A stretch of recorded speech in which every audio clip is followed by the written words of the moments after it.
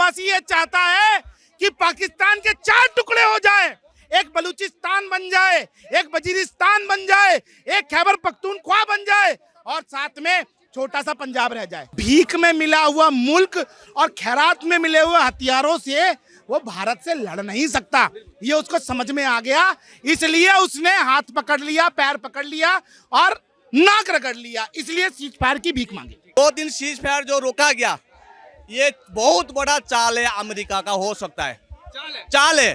क्योंकि इसलिए मैं कह रहा हूँ 2 दिन के बाद आप देखना पाकिस्तान फिर हरकत करेगा।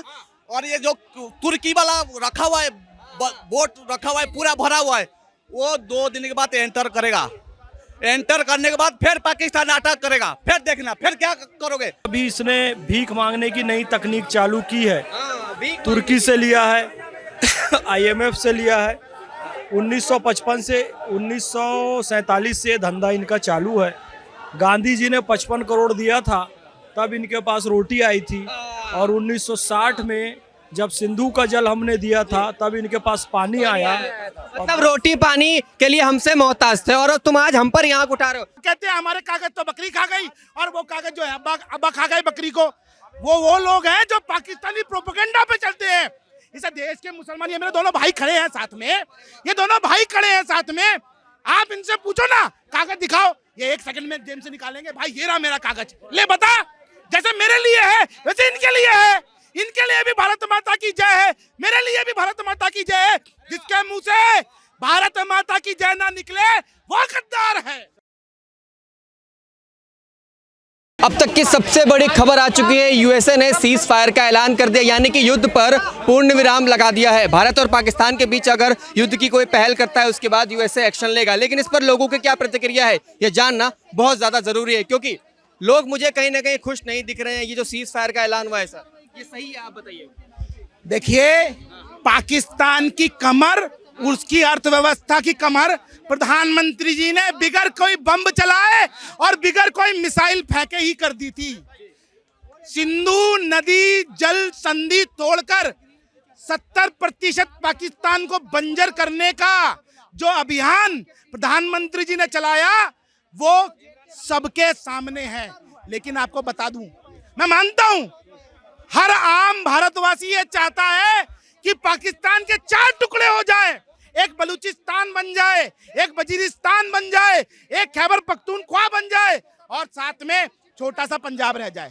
लेकिन हमारे यहाँ पर सभ्यता है, यदि कोई पैर पकड़कर माफी मांगे, नाक रगड़े, हाथ जोड़े, तो उसको माफ करना ये हमारी संस्कृति है, भारतीय संस्कृति है। इस देश के 140 करोड़ भारतवासी एक साथ मुट्ठी बनाकर प्रधानमंत्री के साथ खड़े थे। उसने तो खूब नैरेटिव चलाया, उसने उसने खूब नैरेटिव चलाया। और मैं आपको बताऊं, आज इस इंसिडेंट के बाद इस देश के अंदर जो देशभक्त मुसलमान है, उसको आइडेंटिफाई करना बहुत आसान हो गया है। एक मिनट सर, हमारे साथ भी है सर, आप एक मुसलमान हैं, लेकिन जब धर्म पर सवाल उठाया गया था, तब इस देश की जो स्थिति है वो नाजुक हो गई थी। बिस्मिल्लाहिर्रहमानिर्रहीम, रब्बिश्रह ली सदरी व यस्सिर ली अमरी वहलुल उक़दतन मिन लिसानी यफ़क़हू क़ौली। बिरादरान हिंद, अस्सलाम वालेकुम रहमतुल्लाहि व बरकातहू।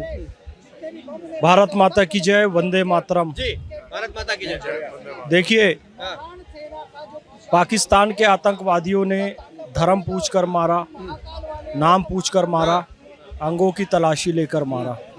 आसिम मुनीर ने कहा था कि उन्होंने इस्लाम के आधार पर एक देश बनाया है और हिंदू हमसे अलग हैं, और वही एक्टिविटी आतंकवादियों ने की, यानी कि पाकिस्तान ने ही उन आतंकवादियों को भेजा था। और इसलिए हमारी सेना ने ऑपरेशन सिंदूर चलाया और उन 9 आतंकवादी ठिकानों को नष्ट किया। बिल्कुल। और उनमें से एक मरकज़ सुभान अल्लाह भी था, जहां मसूद अजहर का पूरा परिवार छुपा हुआ था। उन सबको हमने नष्ट कर दिया। और प्रधानमंत्री श्री नरेंद्र मोदी जी ने कर्नल सोफिया कुरैशी और विंग कमांडर व्योमिका सिंह को आगे किया, ये बताने के लिए कि इस देश की नारी शक्ति पाकिस्तान को तबाह करने के लिए काफ़ी है। बिल्कुल, अगर हमारे देश की बहनों का सिंदूर मिटा था, तो उसका बदला हमारी देश की बहनों ने ही लिया। जिस तरीके से सर आप कह रहे थे कि इस देश में सच्चे मुसलमान को पहचानना अब आसान हो गया है, आप किन की बात करें? तो फिर इस देश के नकली मुसलमान, वो गद्दार मुसलमान कौन है?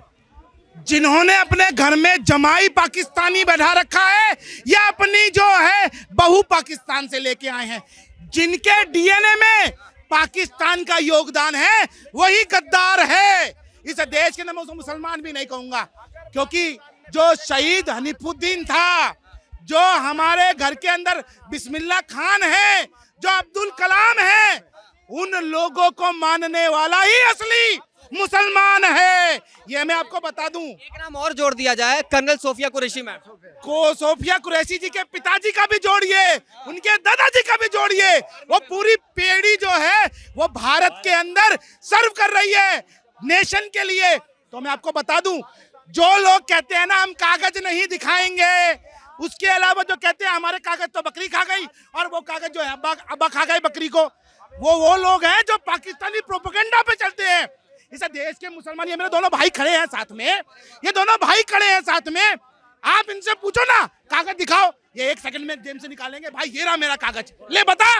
जैसे मेरे लिए है वैसे इनके लिए है, इनके लिए भी भारत माता की जय है, मेरे लिए भी भारत माता की जय है। जिसके मुंह से भारत माता की जय ना निकले वो गद्दार है। बिल्कुल भारत माता की जय, बिल्कुल सही ने बोला भाई ने, बिल्कुल इसमें कोई दो बोलना शुरू कर दिया भारत माता की जय, सबने बोलना शुरू किया। राष्ट्रभक्त है, जो भी राष्ट्रभक्त नहीं है उनको क्या करना चाहिए वो अपने आप सोचे।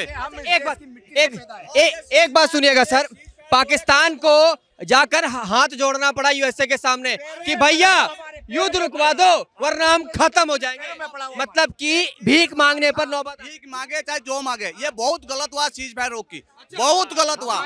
ये भारत जो विश्व गुरु से रुक गया, विश्व गुरु का पहला स्टेप था ये विश्व गुरु बनने का। 10 साल में जो पूछते हैं मोदी ने क्या करा, मोदी ने यही करा कि एक मिसाइल गिरने नहीं दिया इंडिया में।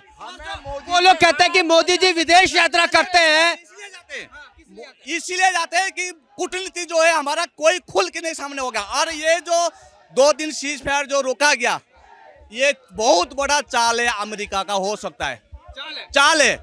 क्योंकि इसलिए मैं कह रहा हूँ 2 दिन के बाद आप देखना पाकिस्तान फिर हरकत करेगा। और ये जो तुर्की वाला रखा हुआ है, बोट रखा हुआ है पूरा भरा हुआ है, वो 2 दिन के बाद एंटर करेगा। एंटर करने के बाद फिर पाकिस्तान अटैक करेगा, फिर देखना फिर क्या करोगे। ये चीज मैं एक चीज जानना चाहूंगा, कल उनको लोन मिला है और आज सीज फायर रुकवा दिया, इस दोनों को किस तरीके से देखते हैं, इन दोनों बातों को? नहीं देखो ऐसा है, तुर्की को तो 1918 में यहाँ भारत से दलपत सिंह शेखावत गए थे इजराइल, और तुर्की के कमांडर को बुला के थप्पड़ मार के उसको मार दिया था। ये जो अर्तुगरुल गाजी वगैरह आप तुम देखते हो ना, ये तुर्की में दम नहीं है। भारत की अकेले की सेना काफ़ी है तुर्की को पीटने के लिए। जब वहाँ पर भूकंप आया था तो भारत ने मदद की थी उसकी। वो तुर्की जो चलता है, भारत के सब पर्यटक जो जाते हैं उससे चलता है। और वो तुर्की पाकिस्तान की मदद के लिए भेज रहा है कि भाई मुसलमान है। अरे तुर्की पाकिस्तान से ज़्यादा मुसलमान भारत में रहते हैं, तो भाई मुसलमान होने की बात कर रहा है तो भारत के पास आ।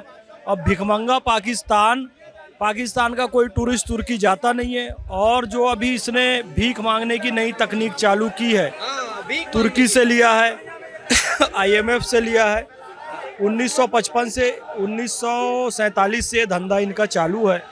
गांधी जी ने 55 करोड़ दिया था तब इनके पास रोटी आई थी, और 1960 में जब सिंधु का जल हमने दिया था तब इनके पास पानी आया।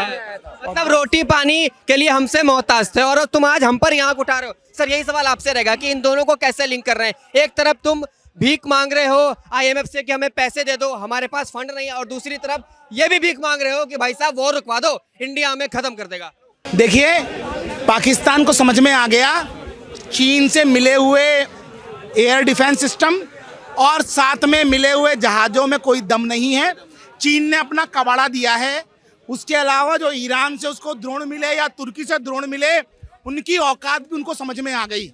इसलिए भीख में मिला हुआ मुल्क और खैरात में मिले हुए हथियारों से वो भारत से लड़ नहीं सकता, ये उसको समझ में आ गया। इसलिए उसने हाथ पकड़ लिया, पैर पकड़ लिया और नाक रगड़ लिया, इसलिए सीज फायर की भीख मांगी।